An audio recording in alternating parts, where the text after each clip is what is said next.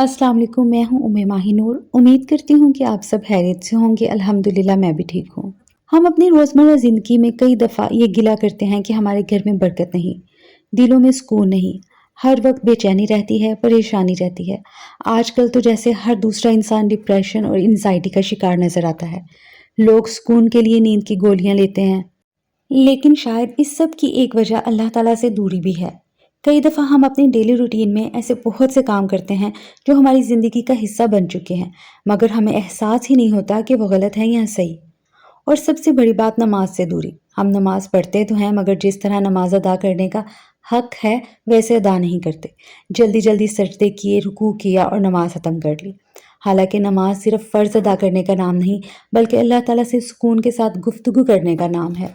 और इसी नमाज का एक अहम हिस्सा है सूरत फातिहा, एक ऐसी दुआ जो हम रोज़ कई दफ़ा पढ़ते हैं, लेकिन शायद उसे समझते नहीं। हम सिर्फ अल्फाज दोहराते जाते हैं, जबकि हकीकत में ये अल्लाह और बंदे के दरमियान एक खूबसूरत गुफ्तगू है। तो आइए आज हम सूरत फातिहा को समझने की कोशिश करते हैं।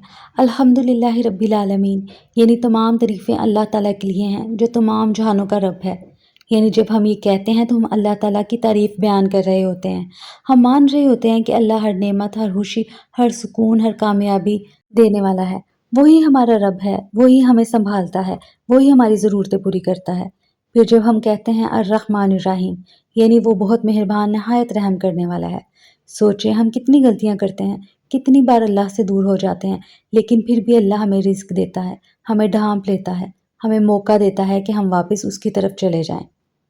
जब हम पढ़ते हैं मालिकी यौमिद्दीन, यानी कि बदले के दिन का मालिक, यानी एक दिन ऐसा ज़रूर आएगा जब हम सब अल्लाह के सामने हाजिर होंगे। वहाँ ना दौलत काम आएगी, ना दुनिया की शान व शौकत, सिर्फ हमारे अमाल साथ होंगे। फिर बंदा अल्लाह से कहता है इय्याका नअबुदु व इय्याका नस्तईन, यानी हम सिर्फ तेरी ही इबादत करते हैं और तुझ ही से मदद मांगते हैं। कितनी खूबसूरत बात है। हम अल्लाह से वादा कर रहे होते हैं कि ऐ अल्लाह, हम सिर्फ तेरे सामने झुकते हैं और मदद भी सिर्फ तुझ ही से मांगते हैं। दुनिया वाले साथ छोड़ सकते हैं, लेकिन अल्लाह कभी अपने बंदे को अकेला नहीं छोड़ सकता। और फिर हम दुआ करते हैं इहदिनस सिरातल मुस्तकीम, हमें सीधा रास्ता दिखा। ये सिर्फ रास्ता मांगना नहीं, बल्कि सुकून मांगना है, हदायत मांगना है, दिल का चैन मांगना है, ऐसी ज़िंदगी मांगना है जिसमें अल्लाह राज़ी हो जाए। हम अल्लाह से कह रहे होते हैं ऐ अल्लाह, हमें भटकने ना दे, हमें अपने करीब रख। फिर कहते हैं सिरातल लज़ीना अनअमत अलैहिम गैरिल मग़दूबि अलैहिम वलद्दालिन, यानी उन लोगों का रास्ता जिन पर तूने इनाम फरमाया, ना कि उनका जिन पर गज़ब हुआ, और ना गुमराहों का। यानी ऐ अल्लाह, हमें नेक लोगों का रास्ते पर चला, उन लोगों में शामिल कर जिनसे तू मोहब्बत करता है। जब हम हर आयत को अपने ज़हन में रख कर पढ़ रहे होते हैं तो हम अपने अल्लाह की तारीफ़ कर रहे होते हैं, उसकी बादशाहत बयान कर रहे होते हैं, उससे मदद मांग रहे होते हैं, सुकून मांग रहे होते हैं।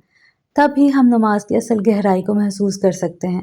और जब बंदा अल्लाह से जुड़ जाता है, अपने दिल का हाल अल्लाह को बयान करता है, पूरी तवज्जो से अल्लाह को पुकारता है, तो अल्लाह भी उसकी पुकार ज़रूर सुनता है।